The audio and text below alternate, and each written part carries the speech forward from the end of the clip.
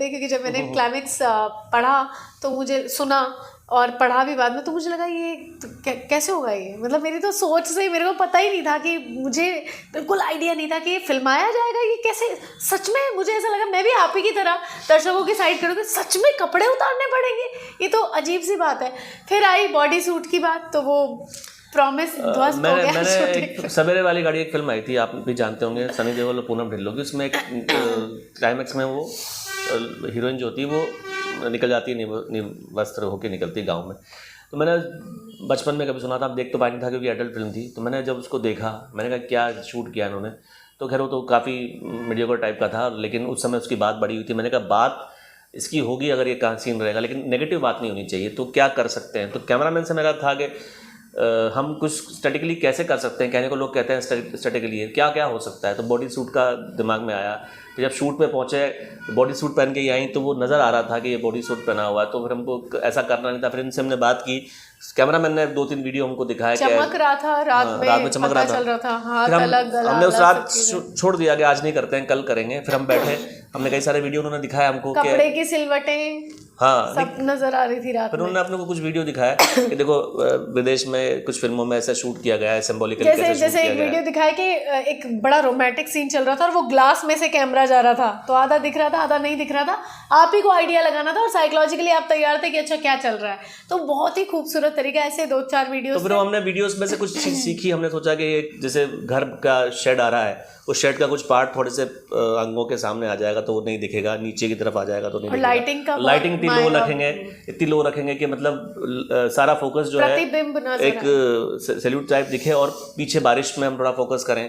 ऐसे करके हमने 4-5 शॉट डिज़ाइन किए उस गाने उस सीन के लिए, और हमने उनको 2 दिन में पिक्चराइज किया। बट देन आप स्किप नहीं कर सकते, इम्पोर्टेंट पार्ट है। आप ये बताइए कि वो कैसे हुआ बॉडी सूट। हमने सेम डे ही शूट शुरू किया, हमें 2 घंटे लगे वो सब वीडियोस देखने में। पंडा जी को मुझे जोगेंद्र पंडा जी को मुझे समझाने में, वीडियोस देखे, फिर सब ऐसे शौक में, ये तो दिलीप कुमार बन गए थे, ऐसे करके हो गया खत्म था, क्योंकि क्लाइमैक्स के ऊपर पिक्चर शूट हो रही है और साहब वहाँ दिलीप कुमार बन गए कि भाई साहब शूट कर चुके थे, क्लाइमैक्स सबसे लास्ट में और जैसा मेरा कैरेक्टर पता है कि ये तो मतलब, क्योंकि मैं उस तरीके की नहीं हूँ कि जैसे एक होता है ना बहुत ही हिप हॉप और पार्टी एनिमल और ड्रिंक करना, हालांकि सारी चीज़ें मज़ेदार लगती हैं देखने में, लेकिन मैं थोड़ी सी सहज हूँ, अलग तरीके से एंजॉय करती हूँ और सब चीज़ें। तो इनको लगा यार अब तो गई भैंस पानी में गई, अब तो होगा ही नहीं। तो फिर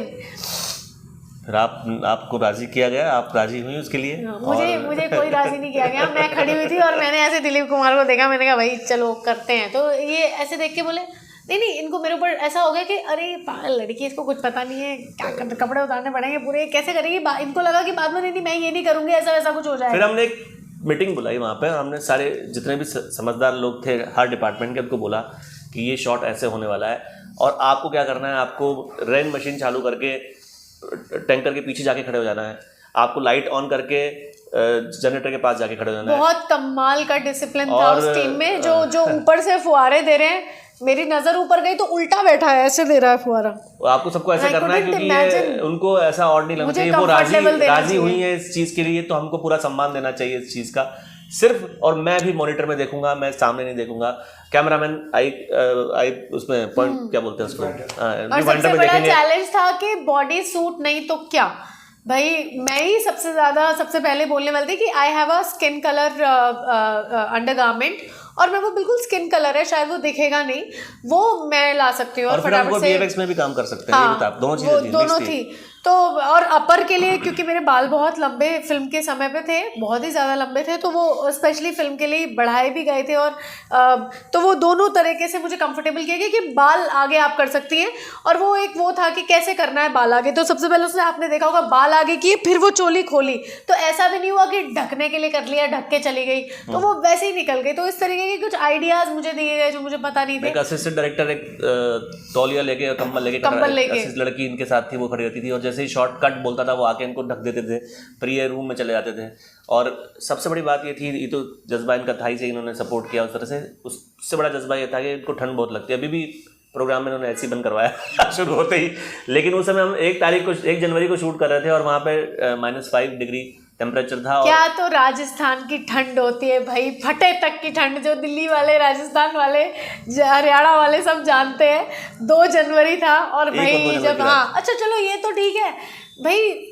अब ये सब होने के बाद नई बात आती है भाई आर्टिफिशियल रेन और इसका इंतजाम। मैंने कहा भाई अब ये क्या है, मार डालो मुझे। तो मुझे बड़ा शौक लगा कि इतनी ठंड में जहाँ तो कपड़े नहीं, और मैं ही वो कांचली पहनकर, लहंगा पहनकर, कृष्णू भाई थर्माकोट पहन के घूम रहा है, संजय मिश्रा जी धोती के अंदर थर्माकोट और ये बनियान फुल गरम, टोपा लगा के बैठा हुआ है। और एक एडी मेरे पास आता है, मैडम ऐसे ऐसे। मैंने कहा तुम दफा हो यहाँ से, ऐसे ऐसे कर रहे हो मेरे सामने तुम्हें, मतलब। तो सबको डांटा गया कि भाई ऐसे कोई जाएगा नहीं, ऐसे मफलर वफलर बांध के एकदम थोड़ा रिलैक्स रहो, क्योंकि आपको देखने से भी बड़ा फर्क पड़ता है।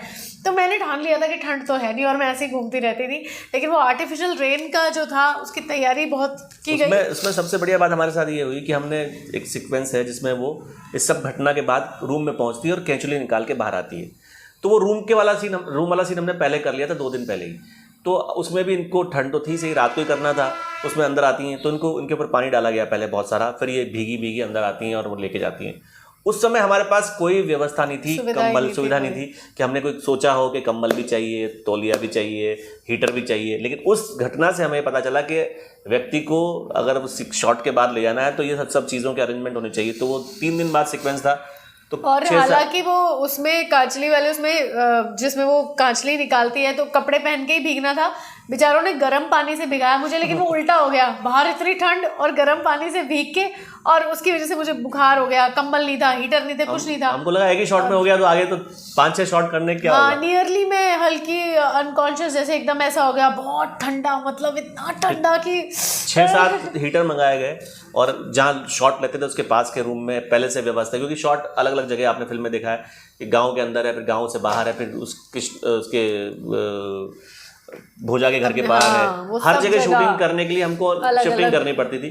तो सब जगह रूम लिए गए और हीटर्स के साथ पहले एक रूम पूरा बना तैयार किया गया, जहाँ पे सारे हीटर्स ऑन कर दिए गए, कंबल 3-4 रख दिए गए, टॉवल्स रख दिए गए और ड्रायर रख दिया गया बाल सुखाने के लिए। सब किया गया। और जैसे ही शॉट देती थी इनको 2 लोग गोद में उठा के बाकायदा लेना पड़ता था। वो लड़का भी जो असिस्टेंट डायरेक्टर था हमारा, आशुतोष, लंबा चौड़ा था। हाँ, उसके लिए if you have taken name then the production, Atul ji, Bhuvnesh ji and Ashutosh, ये सभी लोग, मतलब मेरे पैर घिस रहे हैं। अंशुल और आर्ट डायरेक्टर परमानंद जी, जिन्होंने बहुत सारी सपोर्ट की। विशेष जो जिमी जिप वाले थे, मतलब जो लोग जो काम कर रहे थे, स्पॉट सारा, सोनू की टीम, सब लोग इकट्ठे होके ना, सिर्फ ये होता था कि एक छोटा सा मुर्गी का चूजा है, भिगा दिया इसको, अब इसको बचाना है। तो वो बहुत क्रिटिकल सिचुएशन थी। और फिर 1.5 घंटे तक हम लोग वेट करते थे इनके नॉर्मल होने का। उसके बाद फिर ये कहती थी मुंह से कि अब अगला शॉट करते हैं, तो हम अगला शॉट करते हैं। तो ये प्रोसेस इतना कठिन रहा है और दिखने में 1 मिनट में निकल जाता है, लेकिन बहुत इन्होंने, और इनकी दाद देनी पड़ेगी कि इन्होंने